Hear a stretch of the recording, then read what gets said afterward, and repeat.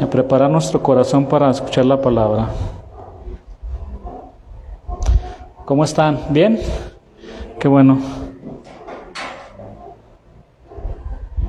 Bueno, vamos a hacer una oración y comenzamos con nuestra enseñanza de hoy. Señor, gracias te damos porque nos permites estar aquí reunidos como un solo hombre para escuchar tu palabra. Señor, te necesitamos el día de hoy, Señor, así como necesitamos el aire para respirar. No nos imaginamos vivir sin ti, Señor. Tú eres todo para nosotros y apreciamos tanto tu palabra, Señor, que aquí estamos. A pesar de que hay muchas situaciones y a veces hay otras cosas que tenemos que hacer, hemos decidido estar aquí, hemos decidido apartar este tiempo, consagrar este tiempo para estar contigo y escuchar tu palabra, que tanto nos hace falta, Señor, para fortalecernos, tu palabra que nos edifica, que nos bendice, nos ayuda, Señor. Y estamos aquí, Señor, muy contentos porque el día de hoy tú vas a hablar a nuestras vidas por medio de tu palabra, Señor. Y te doy gracias por la vida de mis hermanos que están aquí y por los que no están. Te pido que les bendigas en el nombre de Jesús. Amén. Bueno, como ustedes saben, estamos estudiando los miércoles el libro de Romanos y vamos a seguir avanzando en este libro muy hermoso, con algunos pasajes muy difíciles de entender, como también dice la Escritura, pero vamos a continuar estudiando. Vamos a Romanos 4:1.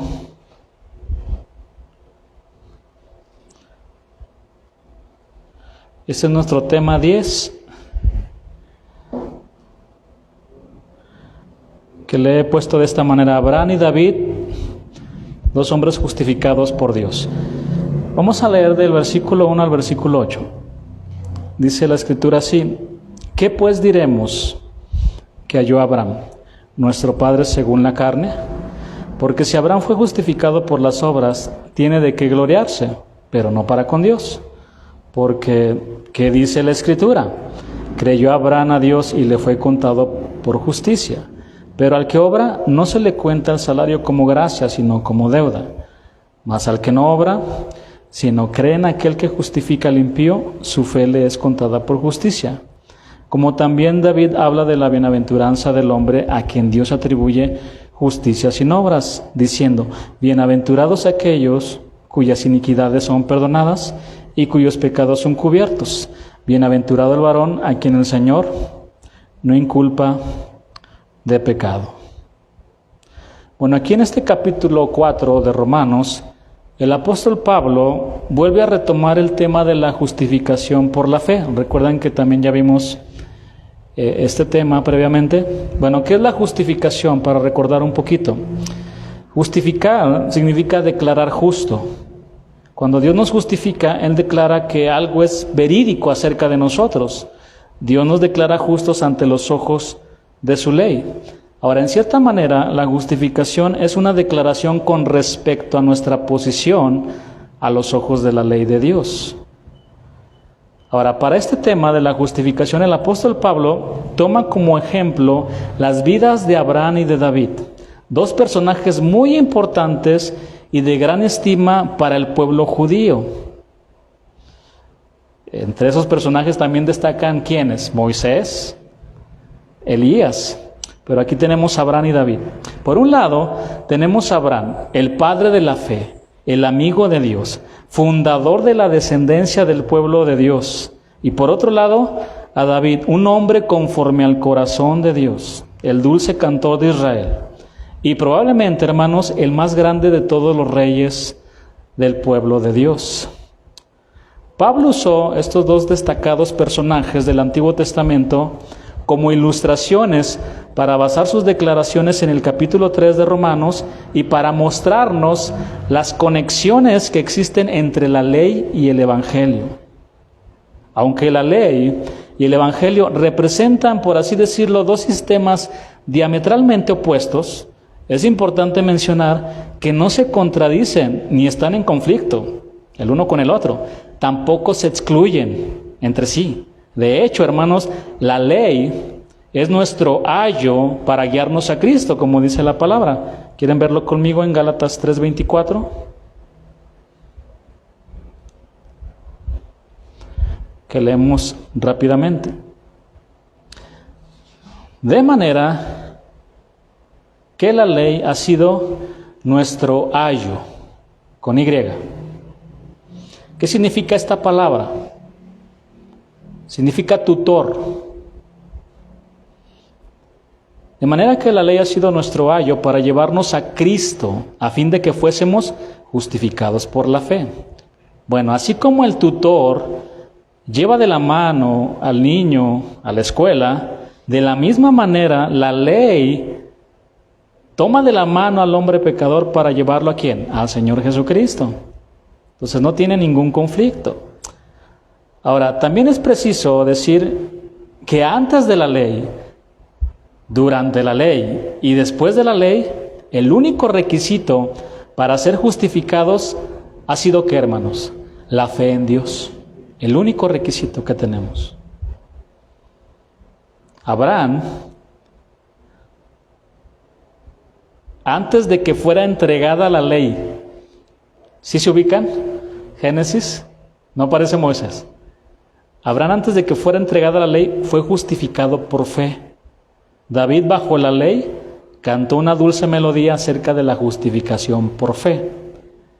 De hecho, esta fe llevó al dulce cantor de Israel a escribir 2 cantos sobre el arrepentimiento, la misericordia y la gracia de Dios. ¿Cuáles son? El Salmo 32 y el Salmo 51. Ahora bien, Pablo no está presentando aquí una doctrina nueva y extraña con el propósito de cancelar o abolir el Antiguo Testamento para dejar al pueblo judío flotando en el mar de la vida, asido a un ancla, en lugar de estar en un bote salvavidas. Pablo les está demostrando que tanto Abraham como David estaban en el mismo bote salvavidas, el cual Dios ofrece a su pueblo, y este bote tiene el nombre de justificación por fe.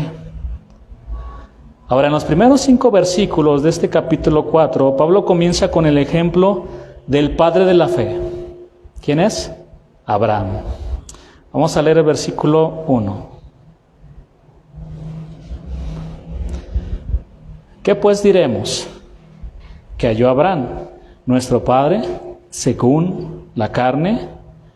Bueno, la frase Abraham, nuestro padre o antepasado, aquí significa que la nación de Israel comenzó ¿con quién? Con el padre de la fe, con Abraham. Dios le dijo a Abraham, vete de tu tierra y de tu parentela y de la casa de tu padre a la tierra que te mostraré. Es lo que dice Génesis 12, versículo 1. Es decir, hermanos, Abraham fue obediente a la voz de Dios. Y todo esto sucedió antes de que se escribiera la Biblia o de que se pasara verbalmente de generación a generación, porque así comenzó. Se pasó de generación en generación verbalmente. No tenían la Biblia, no había escritura. Miren, este versículo en otra versión se lee de esta manera. ¿Qué podemos decir de Abraham, el padre de nuestro pueblo? ¿Cuál fue su experiencia con la fe? ¿Ok? Vamos a ver cuál fue su experiencia con la fe. Versículo 2. Porque si Abraham fue justificado por las obras, tiene de qué gloriarse, pero no para con Dios. Abraham se podía gloriar en sí mismo, pero no ante Dios, porque de cierta manera él anduvo en muchas buenas obras. Pero lo sorprendente es descubrir que estas buenas obras no eran la base para la salvación, sino que fueron, ¿qué, hermanos? El resultado de su salvación y el resultado de ser justificado por fe. Porque Efesios 2:10, vayan conmigo a este versículo.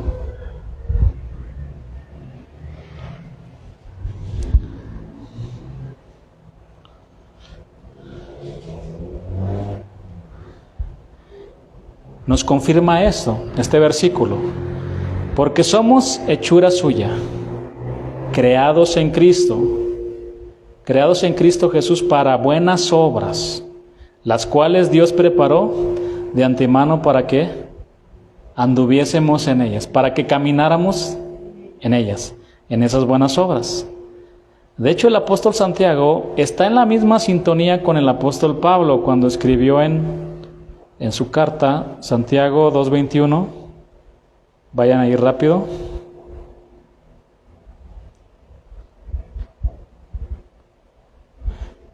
La Escritura dice así: ¿no fue justificado por las obras Abraham nuestro padre cuando ofreció a su hijo Isaac sobre el altar? Las obras a las que se refiere Santiago no son las obras del esfuerzo humano bajo la ley, porque recordemos que Abraham no estaba bajo la ley. A las obras a las que se refiere Santiago aquí son a las obras de la fe. Santiago dice que Abraham creyó en Dios y ofreció a quien, a Isaac, a su hijo, pero no lo sacrificó en el altar porque Dios lo detuvo y no lo permitió. Abraham creyó 100% en Dios, a tal grado, sabiendo que si su hijo moría en el altar, Dios tenía el poder de levantar de la nada su descendencia que le había prometido. Por eso se le llama el padre de la fe. Santiago y Pablo, como podemos ver, se están refiriendo al mismo versículo que está en Génesis 15, versículo 6. Vamos a leerlo. Los dos están apuntando hacia ese versículo, que dice así: y creyó a Jehová, y le fue contado por justicia. Abraham, el padre de la fe, caminó en buenas obras de las cuales él se podía jactar, pero no ante Dios. Porque Dios, hermanos, no acepta las obras del esfuerzo humano. Las obras que provienen del esfuerzo humano no pueden ni deben estar delante de un Dios 3 veces santo. Vayamos al versículo 3, Romanos 4:3.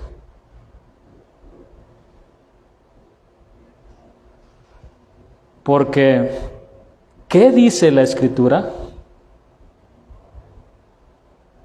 Creyó Abraham a Dios y le fue contado por justicia. Pablo, aquí vemos a Pablo apelando a las Escrituras como la autoridad final. ¿Qué dice la Escritura? Hermano, las Escrituras son el pensamiento de Dios. Las Escrituras son la voz audible de Dios. Y hermanos, quiero confesarles algo. El deseo de mi corazón es que las personas que se dicen cristianas crean esta gran verdad. ¿Cuál verdad? Que Dios es el que está hablando y no el hombre. Hace unos momentos que platicaba con unas personas, me sorprende, hermanos. O sea, cómo el Señor empieza a hablar y a tocar el corazón. Y asimilar esta gran verdad y decir, no me puedo quitar, o sea, esta escritura de mi mente y de mi corazón desde el primer momento que me compartió esta palabra. Pero no era yo, era Dios el que estaba hablando. El apóstol Pablo por lo menos citó 66 veces las palabras del Antiguo Testamento en esta epístola. Pablo, en otras palabras, les estaba diciendo, escuchen lo que dice la palabra de Dios, escuchen lo que dice la Escritura. Ahora, aparte de la confirmación de la promesa de que su descendencia sería tan numerosa como las estrellas de los cielos, Dios no le dio a Abraham ninguna otra promesa. En otras palabras, Abraham simplemente creyó a Dios. Él oyó las palabras de Dios, las guardó en su corazón, confió en Dios y se aferró a su promesa. Él no tenía la Biblia, hermanos. ¿Qué hubieran hecho ustedes si el Señor hubiera llegado a ustedes con voz audible como Abraham? Él no tenía la palabra de Dios. Miren, un comentarista dijo al respecto algo muy interesante de lo que estamos estudiando. No hubo ni honra ni mérito cuando Abraham creyó a un Dios fiel que no puede mentir. El mérito era de Dios. Cuando Abraham creyó, él hizo lo único que un hombre podía hacer sin llegar a hacer nada. Dios hizo la declaración, la promesa y se encargó de cumplirla. Abraham creyó de corazón que Dios le estaba diciendo la verdad y en ello no hubo ningún esfuerzo. La fe de Abraham no consistió en una acción sino en una actitud. Su corazón dejó de mirarse a sí mismo para contemplar a Dios y su promesa. Esto dejó a Dios en libertad para cumplir su promesa. La fe, entonces, no fue una acción meritoria de Abraham, ni siquiera un cambio en su carácter o naturaleza. Él simplemente creyó que Dios cumpliría lo que había prometido. Según Génesis 12:3, Dios le dijo, en ti serán benditas todas las familias de la tierra. Dios reconoció y aprobó esta actitud de Abraham. Esto es algo muy valioso que debemos reconocer. Como dice el versículo 3, Abraham creyó a Dios y Dios lo tomó en cuenta y lo aceptó como justo. Versículo 4, Romanos 4, versículo 4. Estamos viendo el ejemplo de Abraham, un hombre que fue justificado por Dios. Pero al que obra, no se le cuenta el salario como gracia, sino como deuda. Mas al que no obra, sino cree en aquel que justifica al impío, su fe le es contada por justicia. La regla general es que un obrero reciba un salario por sus servicios que presta. Un hombre trabaja por cierta cantidad de dinero, hasta por hora, y se le paga cierta suma de dinero por determinado trabajo. Ahora, es obvio que Abraham no era un obrero, porque él no se ganó lo que recibió. Él recibió su salvación de la única manera en que podía recibirla, y fue por el favor inmerecido de la gracia de Dios. Y Abraham creyó a Dios. Mas al que no obra, sino cree, dice aquí este versículo. Esta frase indica que no se puede hacer nada para merecer la salvación, sino creer en el Señor que declara justo al que es indigno. Hermanos, la única clase de personas que Dios está salvando son los injustos. Ahora alguien quizás puede formular la siguiente pregunta. ¿Esto significa que entonces Dios no salva a las personas buenas? Bueno, yo les preguntaría a cada uno de ustedes, nómbreme a uno que es bueno. Bueno, si la bondad la vamos a medir contra nosotros, pues bueno, vamos a encontrar a alguien que es más bueno que nosotros, ¿no? Pero no membre a un hombre que no ha pecado. Solo uno. Ni siquiera una mentirita. No hay. Porque por eso dice la Escritura que no hay justo ni aun uno. No hay quien haga lo bueno, no hay ni siquiera uno.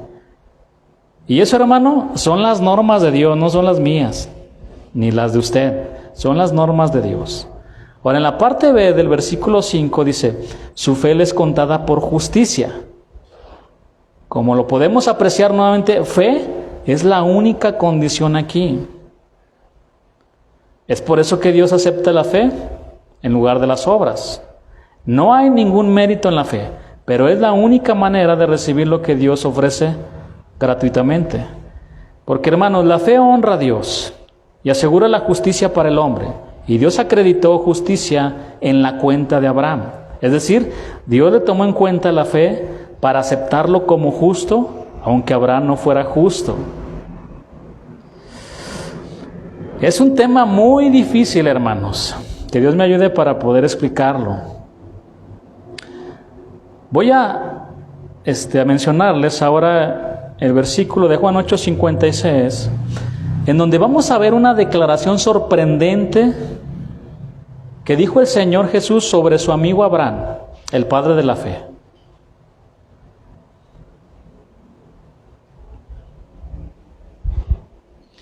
¿Ya lo tienen?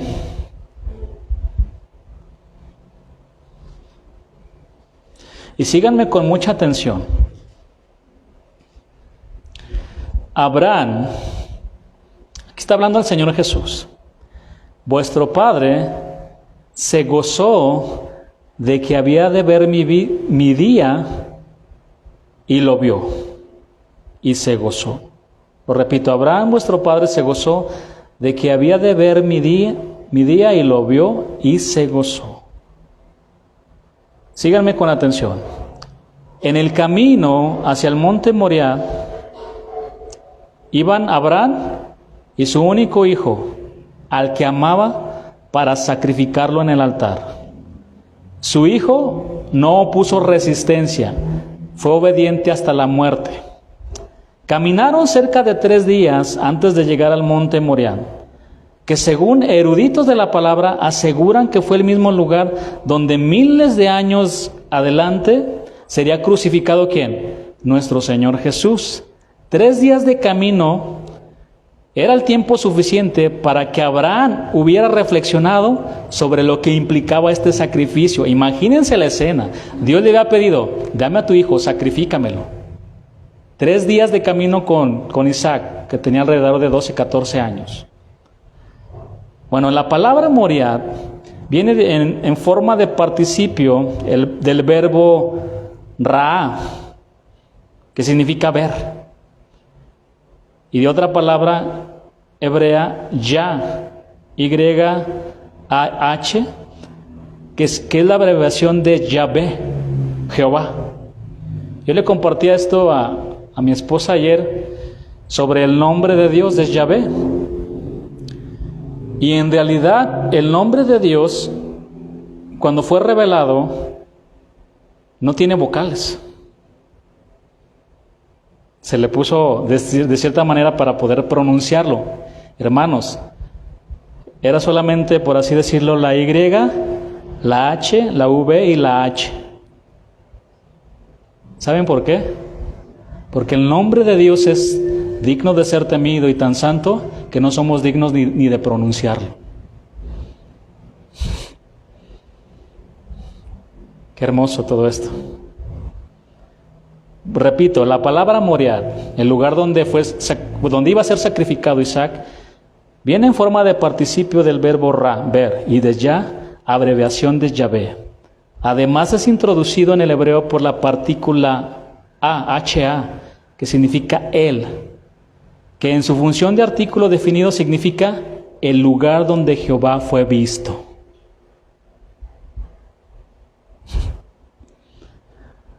Abraham, su padre, se alegró mucho de que iba a poder ver el día en que yo viniera. Él lo vio y se puso muy contento. Síganme, vamos a profundizar más aquí. La historia de Abraham y de su hijo Isaac en el monte Moriah arrojan grandes destellos de la persona de Cristo. Pregunta, ¿quién está detrás de Isaac? El único hijo, el amado por su padre. Ese hijo obediente que sería sacrificado en el monte Moriah. ¿Quién está detrás? 3 días le tomó a Abraham para llegar al monte Moriah. Durante esos 3 días, él ya consideraba como muerto a su hijo. Pero con esa fe, como un grano de mostaza, les dijo a sus siervos, esperad aquí con el asno, y yo y el muchacho iremos hasta ahí y adoraremos, plural, y volveremos, plural, a vosotros. Esta frase nos habla de que Abraham sabía que su Dios tenía el poder de levantar de los mismos muertos ¿a quién? A su hijo Isaac. Hermanos, en Abraham tenemos un buen ejemplo. Imagínense esa lucha. Por eso es el padre de la fe. Porque decía, yo sé, no importa, voy a obedecer a Dios. Y voy a entregar a mi único hijo. Y lo voy a sacrificar yo mismo. Él me lo pidió y lo voy a hacer. Pero yo también sé y creo que después de eso, Él lo puede levantar. Porque Él me ha prometido una descendencia. Y no tenía Biblia.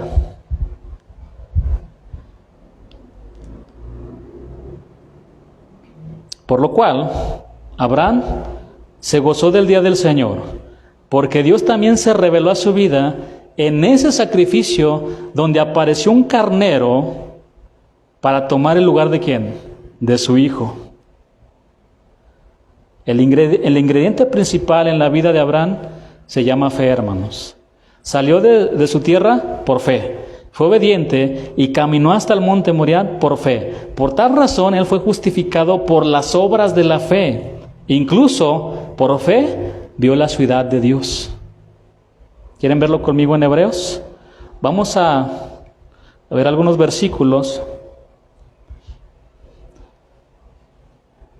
en donde en el versículo 1 de Hebreos 11 comienza con una descripción de lo que es la fe.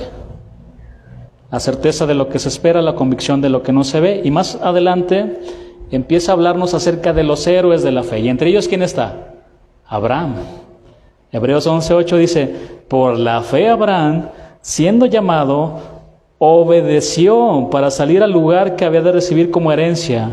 Y salió sin saber a dónde iba, pero él salió, fue obediente y tuvo fe. A donde tú me mandes, Señor, pero si es tu voz, yo voy a ir. Si tu presencia está conmigo, Señor, yo voy a donde tú me llames, a donde tú quieras. Si tu presencia no va, yo no me muevo.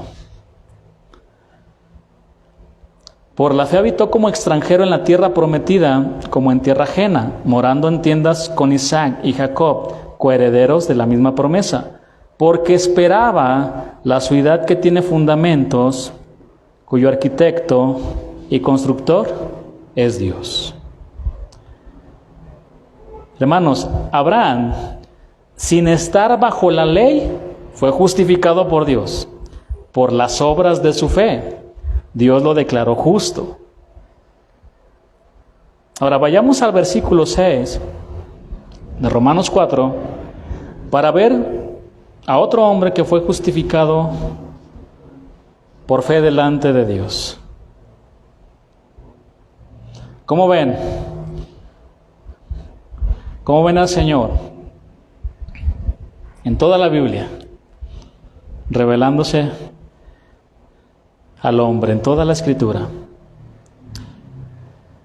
Como también David habla de la bienaventuranza del hombre a quien Dios atribuye justicia sin obras. Versículo 7, diciendo, bienaventurados aquellos cuyas iniquidades son perdonadas y cuyos pecados son cubiertos.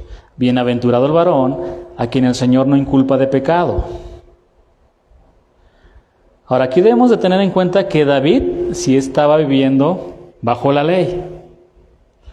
La bienaventuranza a la que se refiere aquí es la salvación. Pablo tomó las palabras del rey David que dijo en el Salmo 32, que vamos al Salmo 32, versículo 1 y versículo 2.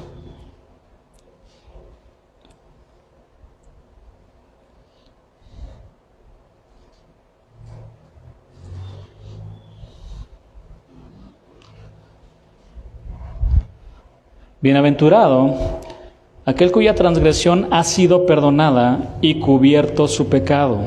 Bienaventurado el hombre a quien Jehová no culpa de iniquidad y en cuyo espíritu no hay engaño.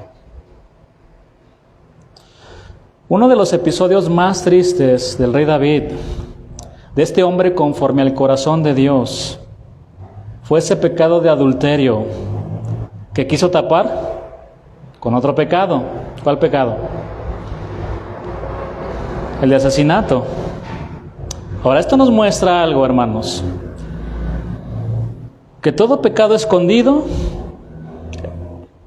es un pecado no confesado y por lo tanto se convierte en ¿qué? En un pecado acumulado. ¿Sí? La vida de David pasó de ser una pieza delicada de música clásica a una canción grotesca de rock pesado a los oídos de Dios por causa de los pecados de adulterio y asesinato. Pero el Dios que es rico en misericordia y amplio en perdonar, le mandó a un profeta, el profeta Natán, para confrontarlo con su pecado. Y este Salmo 32 es uno de los salmos que se conocen como penitenciales, escritos por el rey David. ¿El otro salmo cuál es? El Salmo 51. Este salmo nos muestra que al igual que Abraham, David tuvo una revelación de la gracia de Dios. Por tal razón lo vemos que se arroja a su gracia. Juan 1:16 dice, porque de su plenitud tomamos todos y gracia sobre gracia. David tomó de esa gracia. La vida del Señor, hermanos, es como un estanque de aguas de gracia para todos los sedientos. Al igual que Abraham, David tuvo una revelación del Señor Jesús, como lo vamos a ver en el Salmo 110. Salmo 110, versículo 1.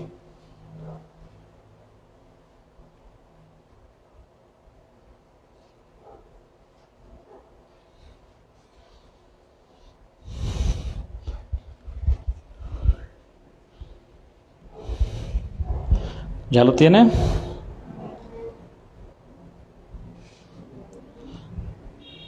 ¿Otra vez ya lo tiene? Con fuerza, porque si no voy a pensar que ya no están aquí conmigo. Me acuerdo cuando le decían a mi hermano, inclusive a mí, no sé si a ustedes les pasó, que te quieren curar de espanto, ¿no? Ya se acordó Sergio, por eso le dio risa. ¿Estás aquí o no estás aquí? ¿Dónde andas? Y después te dan ¿cómo se llama? Tu poción mágica ahí de pinol y no sé qué más le mezclan y tómale, ¿no? Entonces, y ya con eso se te va el espanto, ¿no? Tantas cosas que hay. Bueno, Salmo 110, versículo 1, Salmo de David. Jehová dijo a mi Señor. A ver, explíquenme esto, hermanos. ¿Cómo está aquí este versículo?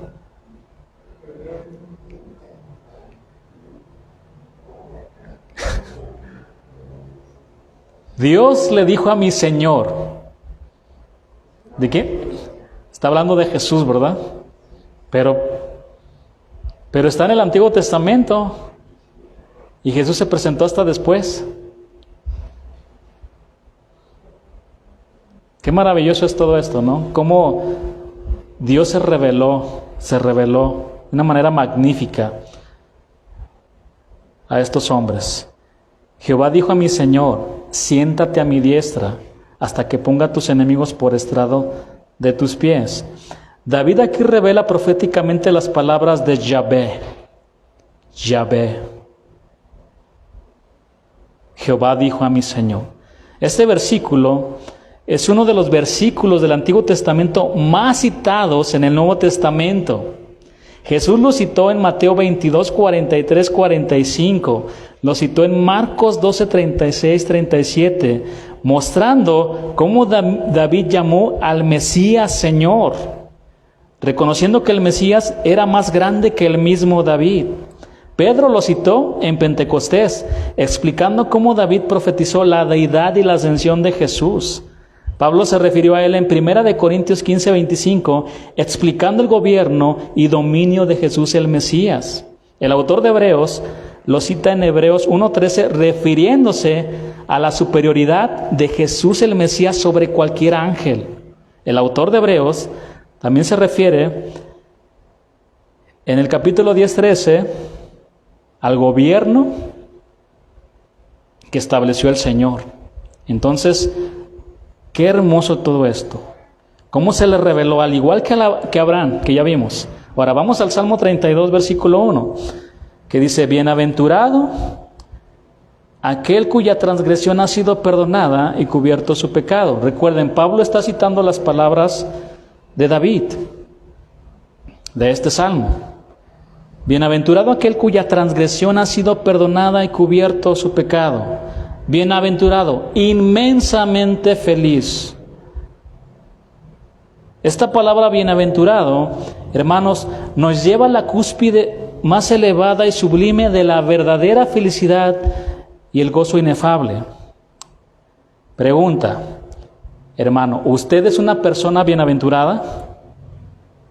Si su respuesta es sí, entonces me congratulo con todos ustedes en el hecho de que todos nuestros pecados fueron perdonados. Todos nuestros pecados fueron perdonados. Esa es la bienaventuranza más grande de todas y David la conoció por experiencia propia. ¿Por qué? Porque David había quebrantado la ley de Dios de manera deliberada. ¿Y qué le correspondía? Que lo mataran a pedradas por haber adulterado con una mujer. Eso era lo que decía la ley. Mátenlo.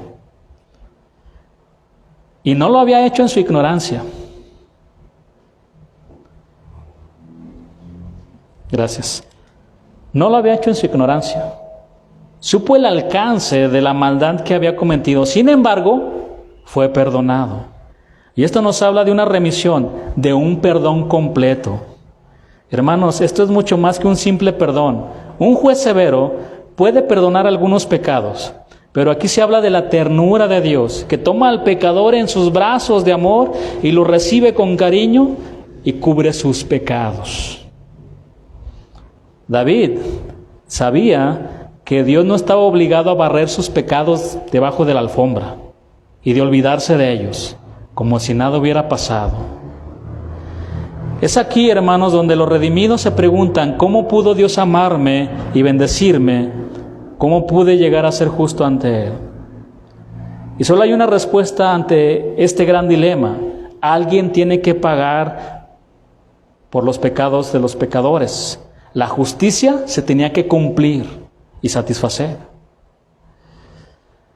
Permítame volverles a repetir el ejemplo que di previamente en la otra enseñanza acerca de la justificación. Quizás algunos no lo escucharon. Pero encaja perfectamente porque estamos tratando el tema de la justificación. Otra vez. Pero nos va a ayudar bastante.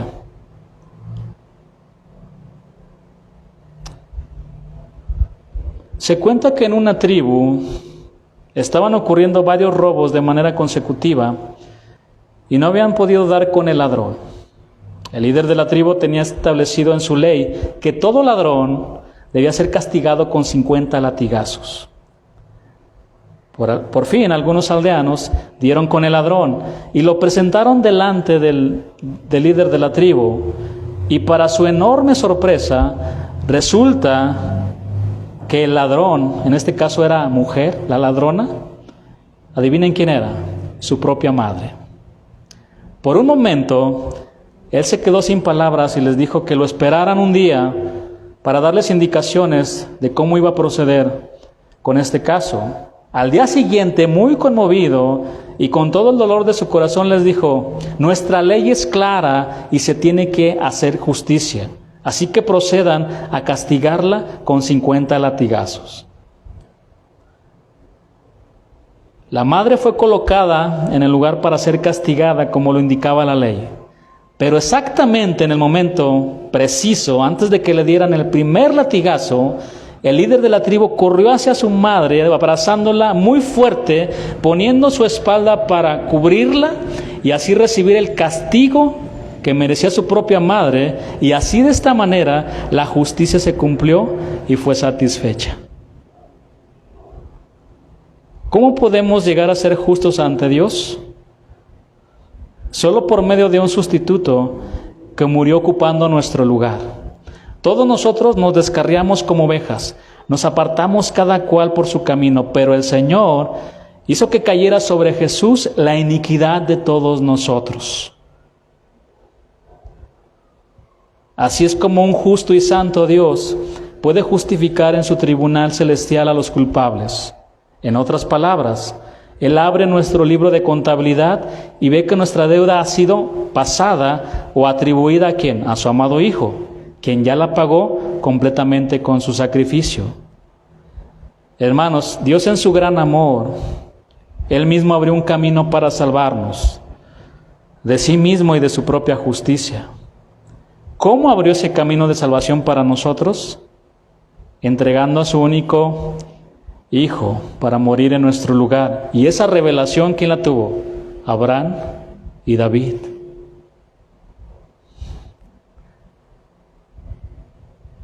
Ellos caminaron por fe. Ellos no vieron a Jesús. ¿Quién ha visto a Jesús de aquí? Nadie. Estamos igual que ellos, caminando por fe. Pero a nosotros ahora se nos ha revelado desde el Génesis hasta el Apocalipsis. Aquí tenemos al Señor. Amén.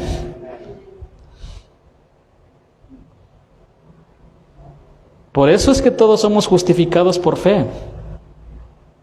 Pero esa fe debe estar puesta en el autor de nuestra salvación. ¿Quién es? Nuestro Señor Jesús. Entonces, en Abraham y David podemos encontrar dos hombres que fueron justificados por Dios por medio de la fe. Ellos caminaron por fe. Y ahorita ya están con Él. Ya están con el Señor. Bueno, le damos gracias a Dios por su palabra. Póngase sobre sus pies, hermano, ya para hacer una oración.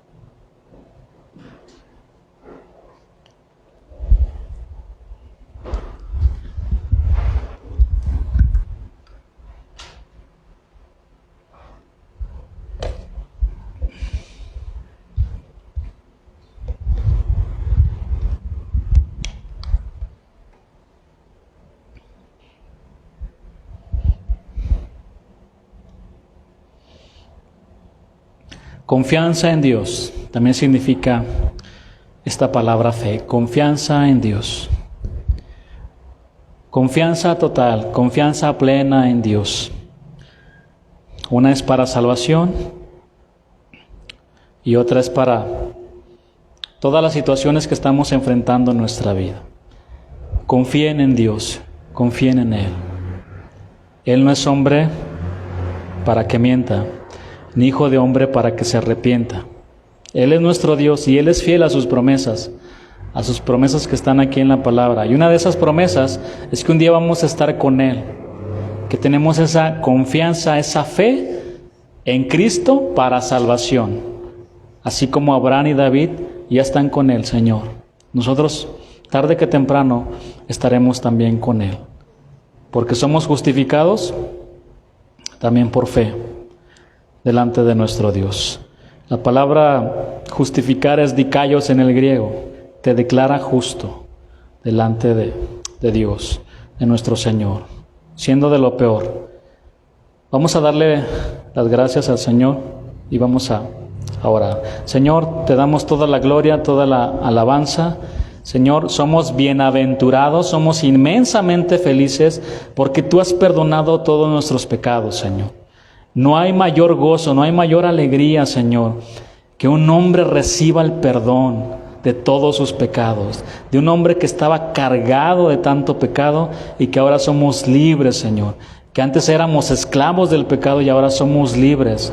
Gracias por tu palabra, gracias por Jesús que vino a entregar su vida por nosotros y a darnos salvación y a darnos libertad, Señor, darnos libertad.